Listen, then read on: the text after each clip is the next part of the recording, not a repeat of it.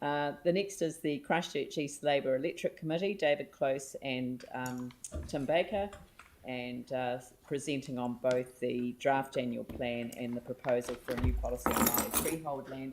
And you can speak to both at the same time, and then we'll save time for questions if that's okay. Oh, thank you very much, Madam Mayor. Just want to emphasise that our Labour Electorate Committee regards local government as hugely important in people's lives. So we devote time at every meeting to local government issues. Local government comes in for a fair bit of stick these days in the media, but I've just been at the airport. As I drove into Christchurch along beautifully paved streets, tree-lined avenues, well-coordinated traffic light system, past historic buildings, I thought, this is a city where it's a privilege to pay rates to live in the place. So what I want to emphasise at the start is, by and large, we think the City Council does a great job and that rates are great value for money. However, there's always a but, as Gary Moore used to say. Gary used to say, take no notice until the but comes. but there are things where we think, obviously, the council could do better. Want to touch on, first of all, on the way in which financial material is presented. It takes quite a lot of doing to find how much the council is spending servicing loans. There are a whole lot of performance measures, around about page 120 or something like that, but a lot of them are irrelevant. The key issue is how much does interest and repayment cost against rates? Because that's where the money's got to come from. You can't repay loans from loans or from dog control fees. It's got to come from rates, and you pass a resolution to that effect. So I think it's really important for the council in future to make sure there's a performance measure there, how much money of your rates is going towards loan servicing, interest and repayment. And it's about 20 cents in the dollar. I can't be totally sure of my figures because there may be some repayments there that relate to loans to, council-controlled organisations. It's a figure which councillors should always have in mind. How much money is being spent, loan servicing, because you've got to watch the trend into the future, and also the fact that every $6 million represents 1% of the rates. So these are figures that everybody should have constantly in mind, and I think the public need to be aware of them too. It's related to the funding of depreciation, and last year we congratulated the council for putting a target to fund 80% of renewals, or 80% of depreciation from rates by 2031. This year, you're funding only 56% of that. And my doubt is whether you're on target to achieve 80% by 2031. Because by 2031, you're not going to have to fund 292 of depreciation, but according to your long-term plan, fund 400 million. And I would emphasise that the best way of knowing how much you should spend from loan and how much from rates is by funding your depreciation. That tells you how fast the things are wearing out. Coming on to housing, the stats on housing are pretty frightening. Your long-term plan shows that by 2031, you'll have one more unit than you had in 2010. And that's not a great achievement, because a report by the council, I think it was probably Bruce Rendell, but I can't just be sure, calculated the number of 1 and 2 bedroom units, new units that City needed every year. And it came out at about 180. And the proposal was that the council should try and provide 50 of them every year. Now, 50 a year for 20 years is 1,000 units, and so if you stick to your annual plan, your long-term plan, you'll be 999 short by the year 2031. And And I think that housing is the issue on which the council has really dropped the ball. The government dropped the ball on housing for about 30 years, but in recent years I think the council has dropped the ball. Back 20, 30 years ago, there was a strong consensus on the council with the government about how to deal with housing.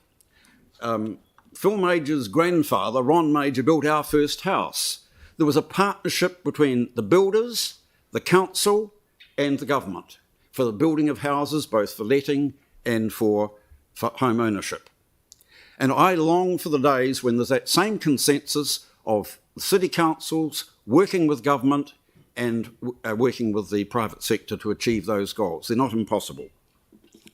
And in our submission, we suggest that there's sure to be $5 million left over after you've redone your capital program, as you will over the next few weeks. Staff will say, hey, we're not going to be able to start that. You'll have some capital there. We're suggesting you should use at least $5 million of that capital as an interest-free loan to Ōtautahi Trust to speed up the housing program. Finally, on this section, we'd like to see more evidence of action in a number of fields, especially on climate change. The council passed a resolution a couple of years ago, was it? I don't know, that it was a climate emergency. You declared a climate emergency. You've got to look very, very hard in this annual plan to find anything relating to a climate emergency. I would have thought that each year during a climate emergency, you'd be reporting in your annual plan on what you're doing, you've done the previous year, and what you're doing this coming year.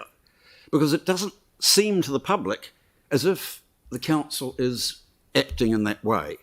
So if the fine words of the housing policy be matched by real actions, and the fine words of the council climate emergency resolution could be acted by real actions, that would be good. I'll just ask Tim now to comment on some of the local issues. Geez, after that it's going to be difficult. I'll just go briefly on two subjects. One of them you would have heard lots of lately. ccc.govt.nz/wastewater fire, brilliant website.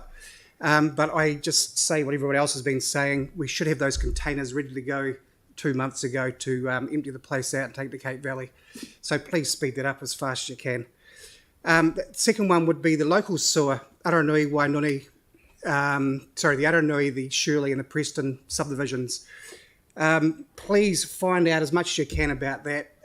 We're at capacity because the new sewer system is not designed for future growth.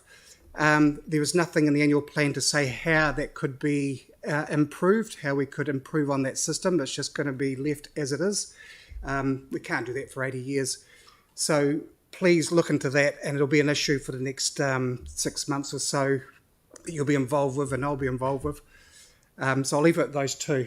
And we'll talk about Māori land rating. Yeah, Māori rates, rating. Do you want to start and I'll finish? Tim and I have been through the section on Māori land rating and all the measures which are there for the council to assist with Māori with paying the rates on land or providing remissions. The claim is made that probably the council's already got enough measures in place, and from what we can see, that seems to be right. You've got a number of policies there which should cover everything. But of course, it's not just a matter of having the policies, it's how those policies are interpreted and whether the council is out there up front and doing something about it. We did notice that the estimated value of the Māori land is only 38 million, and I calculated that's about 70 ordinary houses in Christchurch, so it's a very small rating base, maybe only about, revenue of 150,000 a year, a very small rating base. But it may be that there are nevertheless people who are, or groups that are significantly disadvantaged. And in view of the fact that I think only about 3% of Banks Peninsula land is left in Māori ownership, it's one of the obvious places in New Zealand where there's been a vast loss of Māori land. I was quite amazed when I saw a map a number of years ago showing the tiny little areas that are left on Banks Peninsula. And really that was the home of most Māori in Canterbury before Europeans came here. So we would think be as generous as you can, and it may be that when you're putting in water and sewer, you've got to consider some sort of assistance to people to connect with the water and sewer. The Drainage Board had such a scheme many years ago in the 1920s when my parents lived in Jeffreys Road in Brindwa.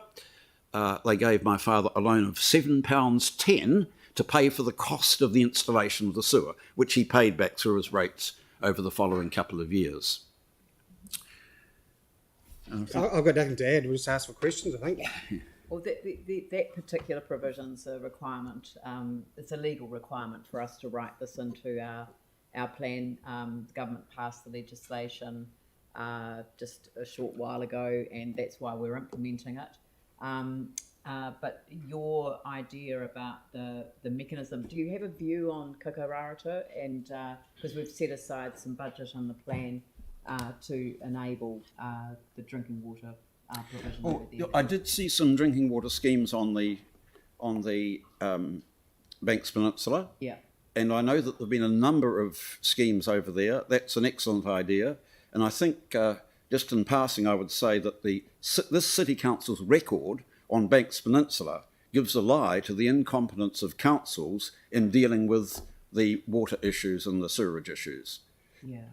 I think that Banks Peninsula would have struggled with all of these issues if it had remained independent of the large city rating base.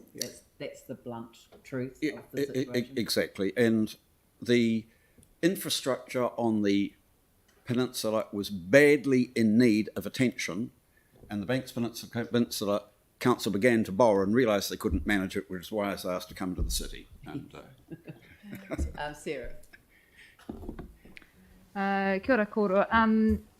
Thanks so much for that. I'm just wondering, you started off really strongly on the issue around transparency of the interest that we're paying on the substantial loans. Interest and repayment. Interest and repayments on the substantial capital projects we've got. And it sounded a bit like, please don't do any more, but you've got some wanting us to invest in housing and into climate change. And I'm just wondering whether it was about transparency or whether it was about just making sure that when we do, we just, because you're wanting more investment on climate change issues. I think transparency helps better decision making. Okay. And obviously the council has got to continue to borrow. But if you are funding your depreciation, then your borrowing requirement will go down. Yep. It means, for example, if you are funding your renewals from the rates, then you can borrow pretty freely for new capital projects. But if you are borrowing to fund renewals, which are going to have to be renewed again and again and again, then of course you're in difficulty. I don't know whether you're still borrowing money to buy computers where they're depreciated over about 5 years. That seems to be nonsensical to borrow money for a short period. They should be expensed, and it would provide a bit of discipline in the department that manages computers if they knew that it had to be expensed in any particular year. Oh, that's great, thanks. All right. Any more questions? No? Well, thank you very much for your presentation, detailed, and your long-term experience as a former city councillor and I think chair of finance at some point. At a number of points, yes. Yes, right. It's obviously a valuable experience that you bring to the submission, so thank you very much, and thank you, Tim. Good to see you as well. Kia ora. And we look forward to seeing a lot more new houses. BB Fraley.